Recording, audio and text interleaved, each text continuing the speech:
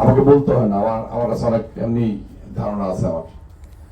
তো যেহেতু এবার আওয়ামী লীগের মতো একটা বড় দল নির্বাচন থেকে সরে আসছে বা সরকারের আইনের কারণে পারছে না, পাশাপাশি জামাত ইসলাম একটি দল, তারাও নির্বাচন করছে। তা আমাদের থাকবে মানুষ আমাদের বিবেককে জিজ্ঞেস করতে হবে আমরা কি করব। প্রত্যেকটা মানুষের এখন কিন্তু গ্রাম আর শহরের মধ্যে কোনো ডিফারেন্স নেই, কোনো ব্যবধান নাই। আমরা শহরের মানুষটা ফেসবুক চালাই, গ্রামের মানুষটাও কিন্তু ফেসবুক চালায়।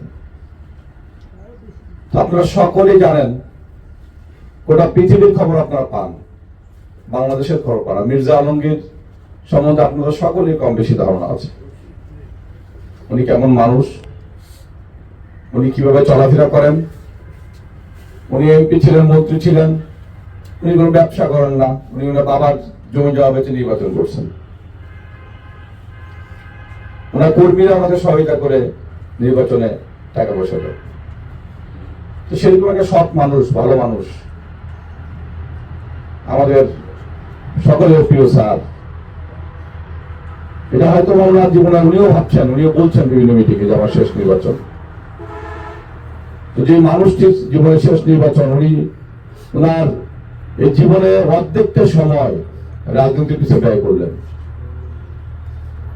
এবং সুখের রাজনীতি ব্যয় করেননি, কিন্তু উনি দুঃখের রাজনীতি ব্যয় করছেন। গত 18টি বছর যত কষ্ট উনি করেছেন। আমাদের প্রিয় নেত্রী অসুস্থ ছিলেন, তারপরে ওনাকে একটি মিথ্যা মামলা দিয়ে 6 বছর জেলখানায় রাখা হয়েছে। আমাদের বর্তমান চেয়ারম্যান তারেক রহমান সাহেব 17 বছর পর দেশে আসতে পারছেন। এর মাঝখানে আমাদের ঠাকুর একটা ছোট্ট জেলা, এখান থেকে গিয়ে উনি ঢাকায় নেতৃত্ব দিয়ে গোটা বাংলাদেশের শুধু বিএনপি না, বাংলাদেশের জামাত ইসলাম বা বিএনপির সাথে যারা জোটে ছিল সবাইকে উনি আগলে রেখেছিলেন একেবারে।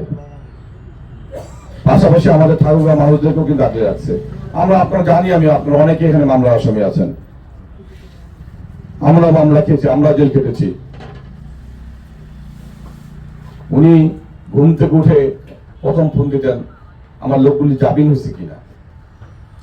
উনি ঠাকুরের উকিলদেরকে সবসময় বিরক্ত করতেন যে আমার কোনো মানুষ যেন বেশি দিন জেল না কাটে। আপনারা জানেন আমাদের প্রিসাইডিং হত্যা মামলা অনেকগুলি আসামি ছিল, তাহলে একটা ছেলেকে জামিন করতে না 10 লক্ষ টাকা খরচ করতে, তাও উনি পিস পান। এরকম একটা ভালো মানুষ, এরকম একটা ভালো নেতা, যে কর্মীদের সবসময় খোঁজ খবর রাখেন। অনেকে ধান খেতে ঘুমিয়েছেন, নদীর ধারে ঘুমিয়েছেন, ওই আর কিছু না আপনার কম্বল পাঠিয়েছে কমপক্ষে। তার কর্মী আমি তো গর্বিত, আমরা সকলেই গর্বিত যে আপনার মতো একজন ভালো নেতা পেয়েছি আমরা ঠাকুরগাঁয়। তা আমি আপনাদের কাছে বিনয়ের সাথে অনুরোধ করি যে আমরা যে যে ধর্মের মানুষ হই, যে যে দলের মানুষ হই, আলম সাহেব জিতবে ইনশাল্লাহ, এটা তো কোনো সন্দেহ নাই। কিন্তু আমরা যেটা করতে চাই, ঠাকুরগাঁ মানুষ সেটা সকলে মিলে যে ভোটটা দেই, তাহলে ইনশাল্লাহ আমরা ধারণা করছি 90% ভোটে উনি জিতবে। যেভাবে মানুষ সাড়া দিয়েছে, আমরা বিভিন্ন ইউনিয়নে যাচ্ছি, পৌরসভা দায়িত্বে আমি নিজে আছি। আমি আপনাদের এখানে আসার আগে বাস স্ট্যান্ড হাটে আসলাম, মানুষের যেভাবে সাড়া আছে, ইনশাল্লাহ আমরা যেটা চেষ্টা করছি বা আমরা মানুষের কাছে সেভাবে আবদার করছি, মানুষ আমার আবদারের সাথে একমত আছে। কিন্তু এখানে আওয়ামী লীগের মানুষরা আছেন, এখানে জামাত ইসলামের মানুষরা আছেন, এখানে অন্য হয়তো জাতীয় পার্টির মানুষ থাকতে পারেন, কমিউনিস্ট পার্টির মানুষ থাকতে পারেন। আমরা ঠাকুরের মানুষ একবার দেখাই না যে আমরা ভোট দিতে জানি। আজকে আমি কারো দুর্নাম করবো না, আমার জামাত ইসলামের কোনো ভাই কিন্তু আপনাদের বিপদের সময় পাশে এসে দাঁড়ায় নাই। আমরা যত কষ্ট থাকে আমরাই কিন্তু দাঁড়িয়েছি, ভাই আপনাদের চেয়ারম্যান দাঁড়িয়েছে, নাহলে আমরা শহরে কোনো নেতা দাঁড়িয়েছি, নাহলে আমাদের আপনাদের প্রেসিডেন্ট সেক্রেটারি দাঁড়িয়েছে। হ্যাঁ, এগুলি করতে গেলে কোথাও ভুলও হতে পারে। রাজনীতি একটা বড় দল, এত বড় দলে হয়তো লিজনের কোথাও ভুল হতে পারে। লিজনের সাথে রাগ করে আমি আলমগীর সাহেবের ক্ষতি করবো না, বাদরের সাথে রাগ করে আমি আলমগীর সাহেবের ক্ষতি করবো না, বা আমি শরীফের সাথে রাগ করে আপনারা আলমগীর সাহেবের ক্ষতি করবেন না। আমি যদি অপরাধ করে থাকি আপনারা আমার সাথে বোঝাপড়া করবেন। ওই ভদ্রলোক তো কোনো অন্যায় করেননি, উনি তো সবসময় মানুষের জন্য হাত বাড়িয়ে রাখছেন। তা যদি আমরা উপকার করে থাকি, মানুষের পাশে দাঁড়িয়ে থাকি, চেষ্টা করে থাকি, আমাদের আলমগীর স্যার চেষ্টা করে থাকে, তাহলে আপনারা কেন আমাদের সাথে থাকবেন না? এটা আমাদের দাবি। স্যারের জন্য আপনাদের কাছে আমরা একদম মন করে দাবি জানাচ্ছি। আমি প্রত্যেকটা মিটিংয়ে হিন্দু ভাইদের বলি, ছিল আপনাদের নৌকা মার্কা, যখন আপনারা নৌকা মার্কা ভোট দিচ্ছেন আমাদের কোনো আপত্তি নেই, আমরা কোনো ঝগড়াঝাটি করি নাই। কিন্তু এবার তো নৌকা মার্কা নাই, সুযোগ আছে আপনারা আলমগীর সাহেবকে ভোটটা দেওয়ার। তাহলে উন্নয়নে তো দেন না, তাহলে তো আমরা পিছিয়ে পড়েছি। দেখেন আপনাদের জগন্নাথপুরে কতগুলি রাস্তার কাজ শুরু হয়েছে একসাথে, যেটা 15 বছর একটা দল পারেনি। সম্পূর্ণ অবদান মির্জা আলমগীর সাহেবের। আমরা এখানে বসে থাকা অবস্থায় আমাকে একজন বড় অফিসার ফোন দিল, আপনারা লক্ষ্য করে আসতেছিলাম, 750 কোটি টাকা পানি উন্নয়ন বোর্ডে আছে, একটা প্রজেক্ট পাস হইল, যেটা আপনাদের জগন্নাথপুরের কাজ আছে। আমাদের পৌরসভায় 350 কোটি টাকা ইউনিয়নে দিয়েছে। যে দেখছেন যে পৌরসভার সব রাস্তাগুলো ভাঙা ছিল, এখন সব রাস্তাগুলো একসাথে কাজ শুরু হয়েছে। তো এই যে কাজগুলি করার জন্য উনি বলছেন তাহলে একটা মেডিকেল কলেজ করবেন, উনি বলছেন তাহলে ইপিজেড করবেন, একটা ইউনিভার্সিটি করবেন। 3টা কাজ যদি উনি করে নিয়ে যেতে পারেন ওনার শেষ বয়সে আসে, আমাদের ঠাকুরের মানুষদের ভাগ্য রূপায়ণ করে যাবে। ইপিজেডটা হলে আপনাদের অনেকেই হয়তো আত্মীয়-স্বজন গার্মেন্টসে টাকা চাকরি করে, আর এখানে যখন ইপিজেড হবে এখানে তো গার্মেন্টস হবে, আমাদের ভাই বোনরা তখন এখানে আসে চাকরি করবে। 50,000-এর বেশি মানুষের কর্মসংস্থান হবে।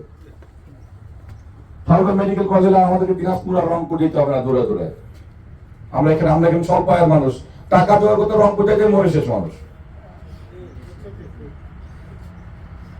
ইউনিভার্সিটি হলে বাইরের থেকে মানুষরা ঢুকে, যত বাইরে থেকে মানুষ আসবে, একটু আপনারা বলতেছেন বাইরে থেকে ব্যবসায়ীরা আসে, টিপু সুলচুয়ে দেয় থেকে বাইরে থেকে আসতেছে ব্যবসায়ী, তাই না?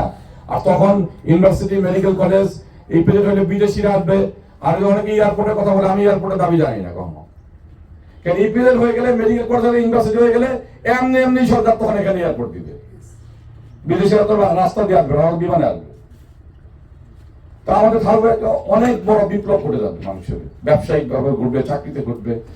আর এইগুলি কাজ করতে হইলে কোনো ছোটখাটো নেতা দিয়ে হবে না, এটা একেবারে সত্য কথা। বাংলাদেশে যে আমলাতান্ত্রিক জটিলতা,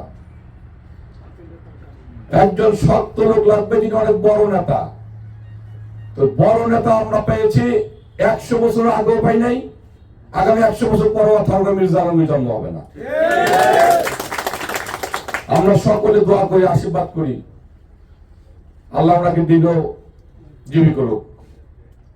কমপক্ষে 5 বছর যদি ওনাকে আমরা নির্বাচিত করে একটা ভালো ভোটের দিলে ওনারও মনটা কাজ করতে উৎসাহিত থাকবে, উজ্জীবিত থাকবে সবসময়।